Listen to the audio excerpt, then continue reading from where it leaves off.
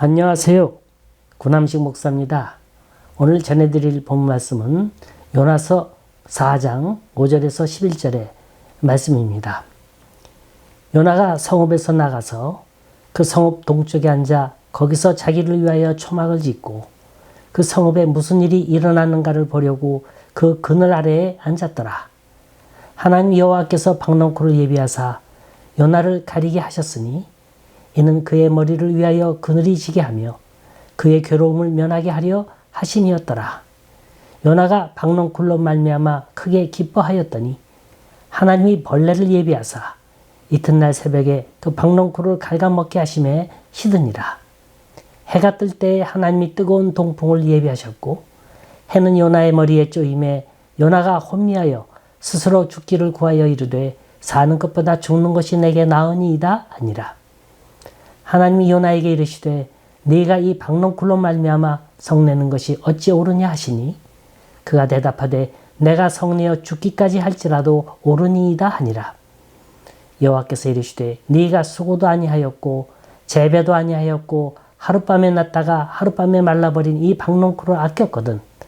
하물며 이 큰 성읍 니느웨에는 좌우를 분별하지 못하는 자가 12만여 명이요 가축도 많이 있나니 내가 어찌 아끼지 아니하겠느냐 하시니라. 언젠가 한국에 있는 제 지인에게서 연락이 왔어요. 기도해달라는 거예요. 그 내용이 이렇습니다. 이분이 건설업을 하시는 분인데 현장에서 함께 일하는 직원이 일하다가 차 지붕에서 발을 헛디뎌 떨어졌습니다. 이때 떨어진 사람의 머리에 중형장비가 내리친 거예요. 응급차를 불러 병원에 갔더니 생명을 장담하기가 힘들답니다. 아무튼 신장 하나를 드러냈고 뇌수술을 했고 중환자실에서 거의 일주일 이상을 혼수 상태로 있었는데 하나님께서 기적적으로 살려주셨다는 거예요. 그런데 문제는 병원비입니다. 1,500만 원이래요. 예전 같으면 그건 아무것도 아니죠. 회사 경상비에서 빼내서 얼마든지 지불할 수 있는 돈입니다. 그런데 자금줄이 바닥을 치고 있었어요. 불경기에 노는 날이 허다했습니다. 먹고 사는 것도 빠듯한 형편이에요. 이런 돈이 어디서 급히 나옵니까? 자, 투자한 돈은 사기당하죠. 직원은 아파서 누워있죠. 입술이 마르고 타는 거예요. 제가 처당한 방법은 아주 간단합니다. 결사적으로 매달려서 하나님께 기도해보라고. 하나님을 감동시켜보라고. 그게 전부였습니다. 그랬더니 매일같이 가까운 교회 새벽 기도에 나가서 울부짖는 거예요. 도와달라고, 살려달라고. 그런데 정말로 기적이 일어납니다. 직원이 실수한 건 분명히 내 쪽의 실수였어요. 그런데 이 상황을 공사를 의뢰하는 회사에게 얘기했더니 그쪽 사장이 염려하지 말라고. 우리가 사내재해보험으로 처리해 주겠노라고. 그래서 손에 쥔 돈이 정확히 1,500만 원이었다고 합니다. 그런가 하면 이분이 사는 곳이 화곡동에 있는 고급 아파트인데 그 아파트에 들어가는 입구에는 정자 같은 곳이 있어요. 그래서 한가로운 시간이면 부인들이 그곳에서 모여서 수다를 떱니다. 이 얘기를 그곳에 모인 부인들과 얘기하는데 거기서 또 놀라운 역사가 일어나는 거예요. 불교를 믿던 한 가정이 예수 믿겠다고.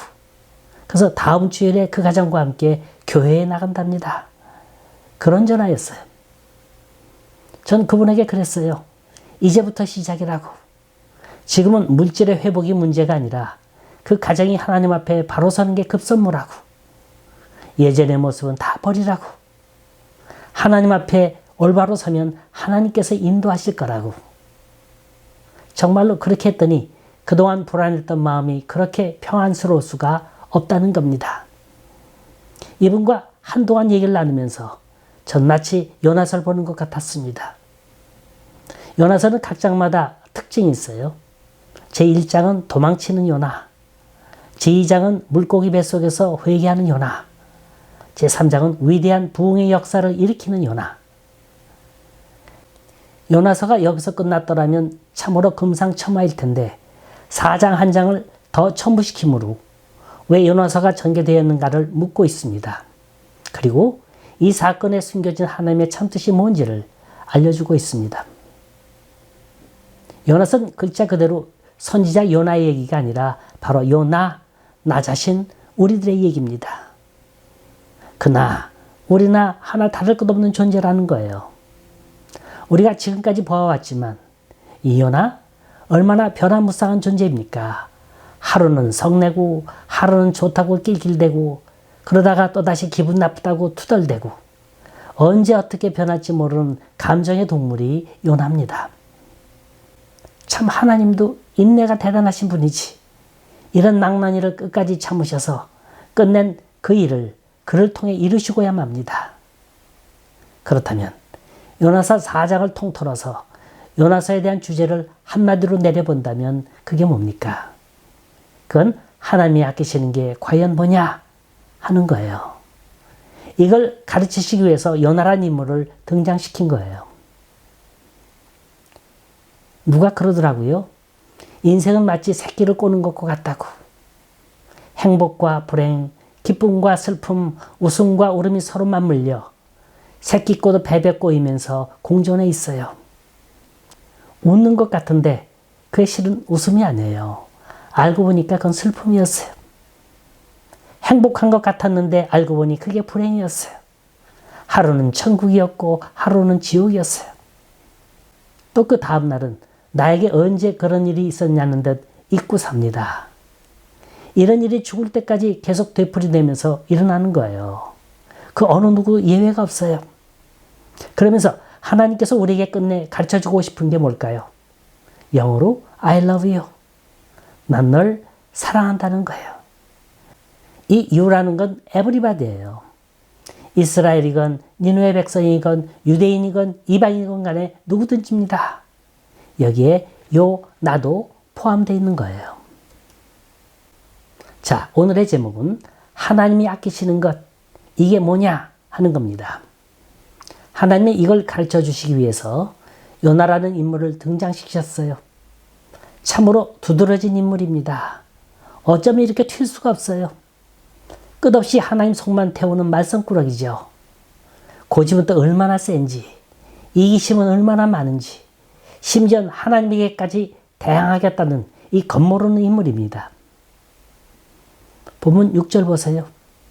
박농꿀 하나 갖고 나 살기 싫다고 차라리 죽는 게 낫다고 투정을 부립니다. 여기 나타난 표면상의 이유가 도대체 뭔지 보세요. 아주 하찮은 것들이에요. 작은 벌레가 박농쿨에 붙어 그 잎사귀를 파먹어가는 거예요. 이 벌레가 어떤 벌레인지 원어를 찾아봤어요. 히브리어로 토라아트라 했습니다. 알고 보니까 토라아트는 지렁이 같은 뼈 없는 미생물이에요. 아주 느리고 미약합니다. 서서히 먹어 들어가는 거예요. 거의 인식하지 못할 정도로. 근데 흥미로운 건 이 박농쿨이 시들어가는 장면을 한번 주의 깊게 살펴보세요. 분명히 박농쿨이 얽혀서 그늘을 이루고 초막을 이뤘다 그랬죠? 그때가 시간적으로 언제쯤일까요? 아마 오전이었을 거예요. 연한 박농쿨 그늘 속에서 회심의 미소를 짓고 부채를 붙이며 니느웨 성을 바라보고 있었습니다. 저 성이 언제 무너지나 그것만 기다리면서 그 순간 지렁이 같은 작은 벌레는 박농쿨 밑뿌리에서부터 씹어 들어가기 시작하는 겁니다. 이게 불과 몇 시간이에요. 달콤한 휴식의 시간, 오기로 가득 찬 여유의 시간, 이게 그렇게 오래가지 않았다는 겁니다. 이걸 보면서 느끼는 게 있어요. 인생이 무너지는 순간은 내가 행복하다고 여유 부릴 때 찾아온다는 거예요. 그것도 아주 하찮은 일을 통해서. 무슨 커다란 사건이 날 괴롭히는 거 아닙니다. 아주 하찮은 거예요. 그것도 아주 예기치 않은 순간에 찾아옵니다. 한마디로 세상 것 믿지 말라, 자랑하지 말라. 곤불 10년이요, 화무 11홍이라. 달도 쳐면 기울게 돼 있고 꽃잎도 피면 시들게 돼 있는 거예요. 너무 그렇게 세상적 미련에 몸매달고 살지 말라는 겁니다. 자, 또 하나. 요나가 투정 부리는 또 하나의 이유. 그건 뜨거운 동풍입니다. 벌레 먹은 잎사귀. 이거라도 그나마 있으면 좋으련만 구멍 뚫린 잎사귀라도 없는 것보단 나은데 better than nothing인데 이것마저도 뜨거운 동풍으로 깡그리 날려버리셨다는 거예요. 이제 가려울 거라고는 하나도 없습니다. 완전 노출이에요. 피할 길 없습니다. 속수무책이에요. 이건 또 뭘 말하는 겁니까? 네가 그동안 세상에서 의지했던 것, 믿던 것, 네 고집, 내 방법 완전히 포기하라는 거예요. 그러면서 저절로 깨달아지는 게 있죠? 그게 아닐세. 내가 하나님을 대항하면서 살았던 게 얼마나 어리석던가. 그때 비로소 자기 자신을 돌아보게 됩니다. 자, 이쯤 되면 희망이 있는 거예요. 가능성이 있는 겁니다. 사실 누가 연하더러 그 뜨거운 땡볕에 앉아있으라 그랬습니까? 아무도 강요하지 않았어요. 지가 좋아서 한 일이에요. 순전히 자기가 선택한 일입니다. 결국 이 강렬한 열풍은 그의 아집과 이기심과 적개심에 대한 하나님의 심판이었습니다. 한마디로 벌받아 싼 거예요. 어디 한번 1장에서 4장까지 연하가 한 일 중에 잘한 일이 뭐가 있는가 한번 뽑아보세요. 그는 시작부터 투덜거렸어요. 뺑소니 쳤어요. 숨었어요. 모든 게 다 자기 합리화였습니다. 결국엔 고기 뱃속에서 호된 곤욕을 치르고 난 다음 마지못해 순종하는 척했죠. 이건 순종이 아닙니다. 순종하는 척이에요. 그것도 꼭 하루 동안이었습니다. 하루 동안 니느웨 성에 들어가 선지자인 척한 거죠. 정말로 그 영혼이 불쌍해서 그런 게 아닙니다. 진심으로 우러나서 정말로 자발적으로 기뻐서 자원하는 마음으로 기쁜 마음으로 이게 없었습니다. 복음은 외쳐도 마음은 딴 마음이었어요. 나 먹게 살겠다고, 나 편하겠다고, 내 자존심 지키겠다고. 우리는 혹시 이러진 않았습니까? 귀한 사명 받았건만 그 사명이 무엇인지, 그게 귀한 건지 아닌지조차도 모르는 사람. 또 알기는 알되 자기는 자격이 없다고, 마음에 들지 않는다고 스스로 뺑소니 치는 사람. 내게 주어진 사명 하나 제대로 감당하지 못하고 이 핑계 저 핑계 변명만 늘어놓는 사람. 뭐가 그렇게 힘든지 힘들어 죽겠다고 아우성치는 사람. 이게 다 오늘의 요나인 겁니다. 하지만 요나서의 핵심은 그런 사람조차도 하나님께서 끝까지 버리지 않고 찾으신다는 거예요. 사랑하신다는 겁니다. 왜냐? 그동안 그 사람을 위해서 투자한 게 너무 아까운 거예요. 사랑을 쏟고 정성을 쏟고 시간을 쏟은 게 너무 아까운 겁니다. 요나서의 결론은 하나님께서 진정으로 아끼시는 게 뭔가를 알려주는 거로 끝을 맺습니다. 우리는 항상 내 생각만 해요. 내 입장에서 내 위치에서 하나님을 바라보지 하나님 입장에서 날 바라보는 게 아닙니다. 항상 나 편한 대로 나 좋은 대로 생각하기 때문에 하나님마저도 어느 날 좋은 분이 됐다 나쁜 분이 됐다 하는 겁니다. 자, 생각해 보세요. 그까지 1년생 풀, 박넝쿨, 그게 무슨 가치가 있습니까? 근데 그 풀이 벌레 먹었다고, 동풍에 다 날아가 버렸다고 난리 치는 거예요. 그것 좀 잠시 불편하다고 사는 것보다 죽는 게 더 낫대요. 가만히 보면 이건 불평이 아니었어요. 불평이 지나쳐 분노로 변하고 말았습니다.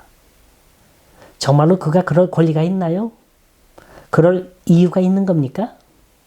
사실은 모든 게 자기 아집이에요. 지 생각이에요. 지 고집에서 비롯된 겁니다. 왜 자기만 사랑해줘야 합니까? 왜 이스라엘만 사랑하셔야 합니까? 나 아닌 모든 사람은 다 망해도 좋다는 말인가요? 이스라엘 민족 아닌 다른 민족은 다 멸망받아도 싼 겁니까? 그게 아니잖아요. 2장에서 요나를 바다에 집어넣으신 이유가 뭡니까? 고기 뱃속에 들어가 사흘 동안 한번 고생해봐라. 너 말고 다른 사람 입장도 생각해봐라. 내 생명 귀하다면 다른 생명도 귀한 거고, 네가 고난 속에서 깨달았다면 다른 사람도 깨달을 수 있는 권리가 있다는 겁니다. 이걸 빨리 깨달으라는 거예요. 하나님이 이스라엘을 사랑한 건 단지 이스라엘만이 예쁘고 귀해서가 아니었어요. 내가 너를 사랑한 것처럼 너희도 다른 사람을 사랑해라 해서 그런 거지. 내 자신만 알라고 사랑한 게 아닌 거예요. 우린 요나서를 통해서 이걸 알아야 돼요. 하나님은 어느 민족이든지 어느 누구든지 자신의 죄를 회개하고 돌아오는 자를 받아주십니다. 구약 성경을 보면 하나님이 이방인들을 몰살시키려는 모습들을 봐요. 그건 그들이 뉘우치지 않은 죄 때문에 그런 거지 그들이 무조건 미워서 그런 게 아닙니다. 하나님은 그 어느 민족, 어느 누구를 편애해서 사랑하는 게 아니에요. 하나님의 사랑은 다 똑같은 겁니다. 그러니까 오늘날 한 생명, 한 영혼 구하기 위해서 요나와 같은 선지자를 세계의 오지에 내보내시는 겁니다. 한 영혼을 구하는 문제는 정말로 사랑 없인 일어난 일이 아닙니다. 아무리 돈을 트럭으로 날아다 준다지라도 사랑 없인 그 영혼을 구할 수 없는 거예요. 정말로 그 인격이 너무나도 귀하고 그 생명이 소중하기 때문에 내 생명마다 하고 그 속으로 뛰어드는 겁니다. 이게 선교인 거예요. 자, 하나님께서 아끼시는 게 뭡니까? 여기 본문 10절, 11절을 보면 하나님은 좌우로 분변치 못하는 자만 12만 명이 넘는다고 하셨어요. 그럼 이 좌우로 분변치 못하는 자들이란 도대체 누굴 말하는 겁니까? 어린아이를 말하는 거예요. 갓난아이를 말하는 거예요. 대강 3, 4세 이하의 어린아이를 말합니다. 이런 애들이 12만 명이 있었다. 그러죠? 쿡이나 앤더슨 같은 신학자들은 고대 인구 계산법을 어떻게 산출했느냐 하면 3, 4세 이하의 어린이는 그 나라 인구의 약 5분의 1로 잡았습니다.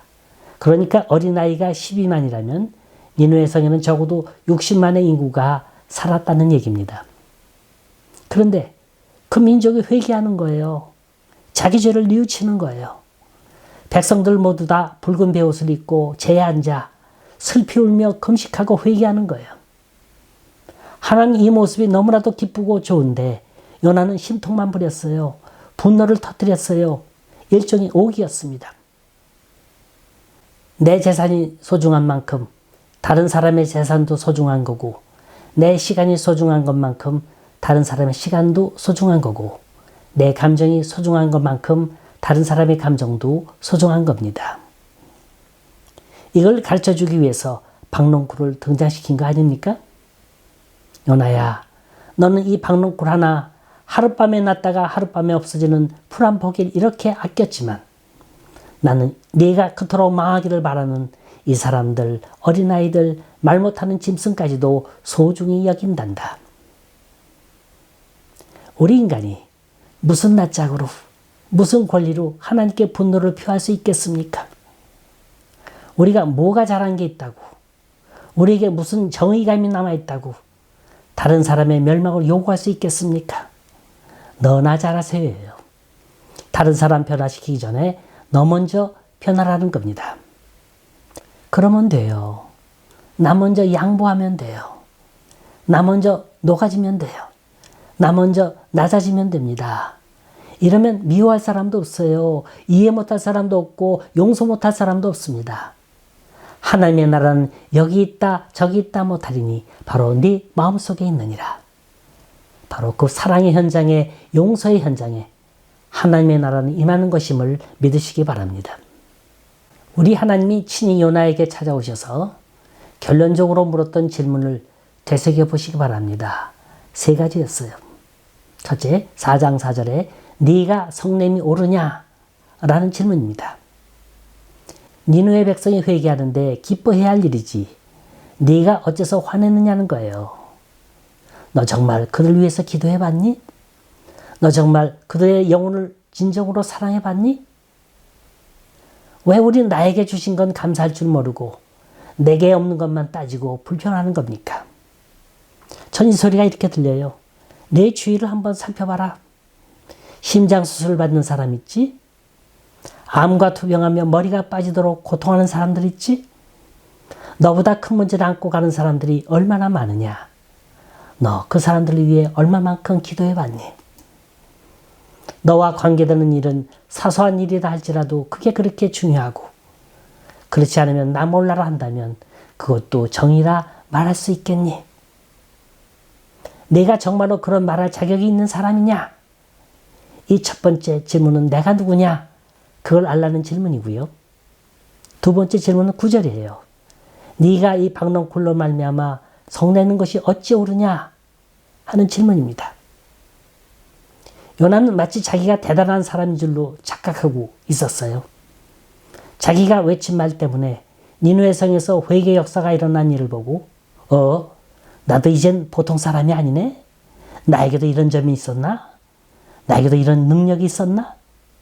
뭔가 착각하는 거죠. 사실은 다 하나님이 하신 건데. 더 한심한 건 이제 이 말하면 나도 대접받을 때가 됐다는 거예요. 쉴 때가 됐다는 거예요. 누릴 때가 됐다는 거예요. 이만하면 박농쿨 그늘에 앉아서 부채 붙이며 좀 쉬면 안 되는 거냐? 정말로 요나가 그렇게 정성스럽게 일했습니까? 살갑게 일했나요? 마지못해 하고서는 대가부터 챙기려는 심사입니다. 사람이 섰다고 생각하면 넘어질까 조심하라 했어요. 하나님이 제일 싫어하는 건 자만심이요 교만입니다. 내가 혼자서 할 수 있다. 나는 그럴 자격이 넘친다. 이러면 반드시 넘어지고 마는 겁니다. 고로 두 번째 질문은 네가 뭔가 이뤘다고 자만하지 마라. 교만하지 말라 하는 질문이었고요. 세 번째 질문은 11절입니다. 내가 좌우를 분변치 못하는 12만 명이나 되는 생명들을 아끼는 게 어찌 합당치 아니하냐. 가만히 보세요. 첫 번째, 두 번째 질문엔 지도 인간인지라 그래도 짝하고 소리를 냈어요.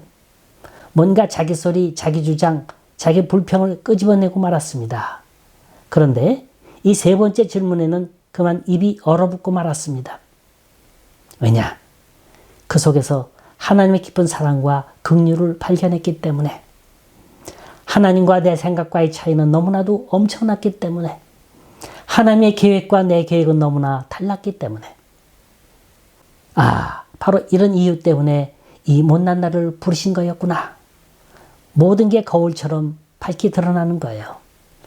마치 장편 드라마의 마지막 편을 보면 모든 의문점들이 풀리는 것처럼 요나는 하나님의 이 마지막 질문에 그만 고꾸라지고 맙니다. 이게 바로 하나님이 원하시는 거였구나. 난 너무나 이기적으로 살아왔구나. 내 것이 소중한 줄 알았더라면 하나님 것도 소중한 줄 알았어야 하는데, 이걸 깨닫게 해주시려고 그렇게도 나를 폭풍 속에서 훈련시키셨구나. 그렇게 싫다고 하는 나를, 그렇게 반항하고 불순종했던 나를 목을 잡고 끌어내서라도 끝내는 이 일을 이루시고야 마시는구나. 이걸 깨닫는다면 우린 비로소 요나서의 마지막 장을 덮을 수 있을 겁니다. 우린 사랑받기 위해 태어난 존재입니다. 우리 믿음의 눈을 좀 더 넓게 뜬다면 그렇게 미워할 사람도 없고 용서 못할 사람도 없는 겁니다. 요나야, 내가 그렇게 성내고 불평하고 짜증내는 게 뭐냐? 그러지 말고 내가 원하는 게 뭔지 내 소리도 들어볼 수 없겠니? 우리 모두 그 나라와 그 의를 먼저 구하는 성숙된 믿음의 용사 될 수 있기를 간절히 소원합니다.